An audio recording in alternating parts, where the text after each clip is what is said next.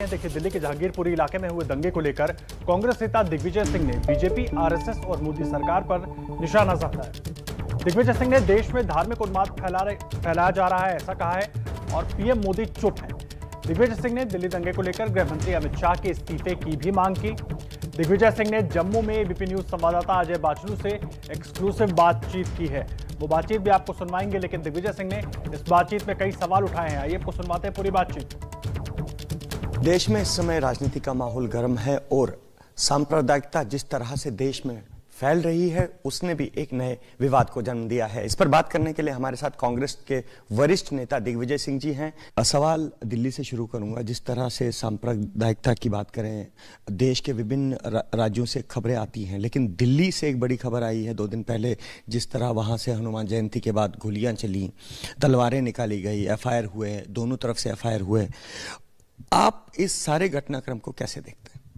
कोई नई बात नहीं है, क्योंकि राष्ट्रीय स्वयंसेवक संघ और उसके पहले हिंदू महासभा और भारतीय जनसंघ, भारतीय जनता पार्टी, इन्होंने हमेशा से सांप्रदायिक उन्माद, धार्मिक उन्माद फैलाकर नफरत का बीज बोकर पूरे देश में माहौल बिगाड़ा है और उससे आज हम देख रहे हैं चरम सीमा पर पहुंच चुका है। आज इस बात को हमें समझना चाहिए कि आखिर ये देश किसका है। ये देश सबका है, जिसमें भारत के संविधान को स्वीकार किया।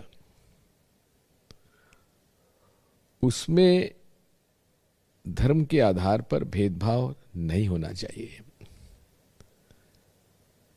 भारतीय संविधान में हर व्यक्ति को अपने धर्म का पालन करने का और उसे उसकी रीति रिवाज में उसके अनुसार चलने का उसको अधिकार मिला हुआ है। जो आज कल जो कुछ हो रहा है, ये कोई नई बात नहीं है। मैं तो आपको ज़्यादा पीछे नहीं ले आना चाहता। गोधरा में क्या हुआ, गुजरात में क्या हुआ, नरेंद्र मोदी जी मुख्यमंत्री के रूप में उन्होंने क्या किया। जो उन्होंने गुजरात में किया था आज वो देश में कर रहे हैं। और ये जो घटनाएं हो रही हैं, इसमें एक पैटर्न है। रामनवमी में के जुलूस में हथियार ले जाने की क्या जरूरत है?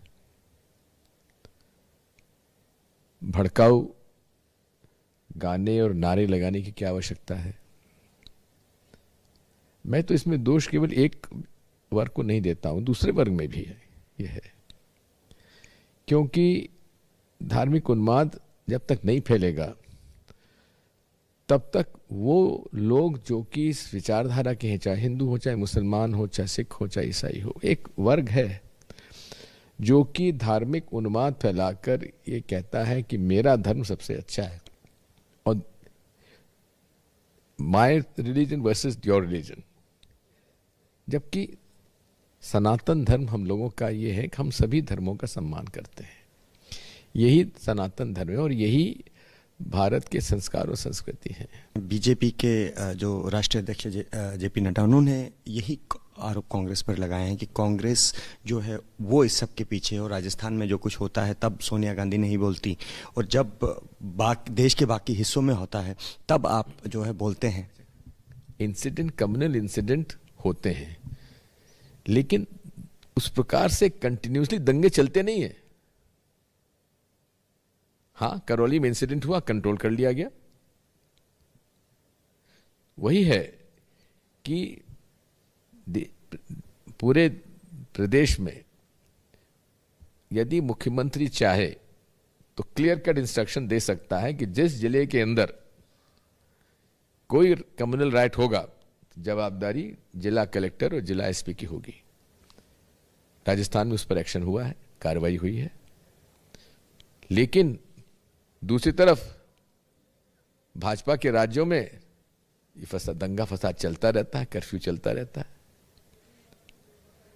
जिला प्रशासन जिसकी जवाबदारी है उसी को जवाबदारी तय नहीं की जाती।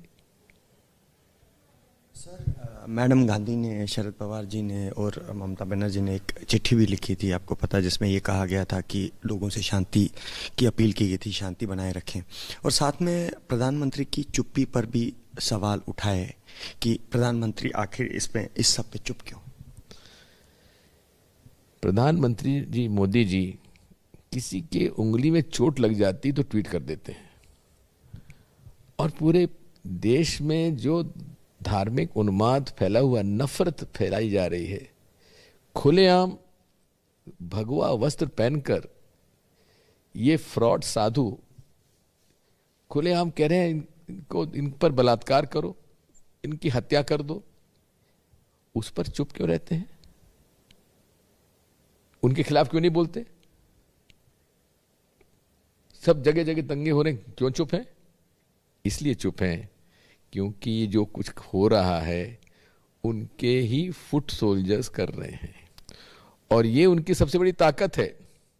अगर इसके खिलाफ बोलने लगेंगे तो मोदी जी नहीं रहेंगे, स्वाभाविक है। संरक्षण प्राप्त है पूरा 100%। मोदी जी के संरक्षण में धार्मिक उन्माद इस देश में फैलाया जा रहा है, और जो धार्मिक उन्माद के खिलाफ खड़ा होता है उस पर केसेस बनाए जा रहे हैं, झूठे प्रकरण बनाए जा रहे हैं। लिबरल, मॉडर्न, प्रो पुअर जो पॉलिसीज के पक्षधर हैं उनको 3-3 साल जेल में बंद किया हुआ है। आखिर ये है क्या? कानून का राज कहां चला गया? दिल्ली में आम आदमी पार्टी की सरकार है, तो इस सारे प्रकरण का देखिए, बात यह है, पहली बात तो यह है कि पुलिस, लॉ एंड ऑर्डर ये दिल्ली सरकार के पास नहीं है।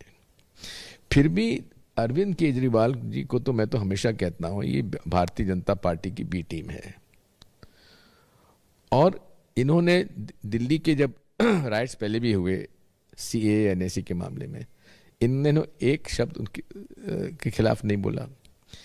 खुलेआम भारतीय जनता पार्टी के एजेंडे को सपोर्ट करते हैं। कश्मीर में धारा 370 हटाने का उन्होंने समर्थन किया। जम्मू कश्मीर को स्टेट से यूनियन टेरिटरी बनाने में उन्होंने सपोर्ट किया, लेकिन खुद दिल्ली को अधिकार और स्टेट हुड के साथ लॉ एंड ऑर्डर की भी वो मांग करते हैं। ये दोहरा मापदंड है कि नहीं है? दूसरा, इन्होंने खुलेआम भारतीय जनता पार्टी की राष्ट्रीय नीतियों को समर्थन किया है, तो इसलिए वो तो बी टीम है बीजेपी की। पुलिस कमिश्नर ने एक प्रेस कॉन्फ्रेंस की थी जिसमें ये कहा गया था कि जो दिल्ली में हुआ छोटी सी बात हुई थी, और जो यात्रा निकाल रहे थे उनकी तरफ से कोई ऐसा आर्ग्यूमेंट नहीं दिया गया था कि इतना बड़ा फसाद बन जाता। अब खैर कुछ घंटे के बाद एक और FIR होती और उसमें उनको भी अरेस्ट किया जाता। आपको क्या लगता है कि जो स्वतंत्र जांच एजेंसियां हैं उनको अपना काम करने दिया जाना चाहिए, या इस तरह के जो बयान आते हैं काहे के लिए स्वतंत्र ये एजेंसीज हैं? काहे के लिए?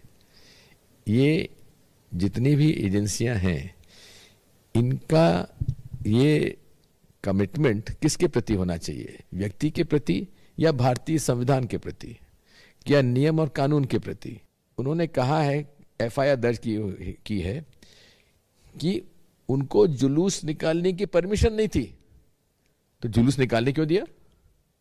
अमित शाह जी को तो इस्तीफा दे देना चाहिए इस मामले में, या दिल्ली पुलिस कमिश्नर से और जो भी जिम्मेदार लोग हैं उनको तत्काल हटा देना चाहिए। आपने उसके खिलाफ जब जुलूस निकल रहा था उसको रोका क्यों नहीं? अगर परमिशन नहीं थी तो आपको परमिशन, जब नहीं, बिना परमिशन निकाल रहे हैं तो उसको आगे क्यों जाने दिया? उसको पुलिस प्रोटेक्शन में क्यों आपने आगे बढ़ने दिया? ये तो अपने आप में कॉन्ट्रडिक्शन है ना।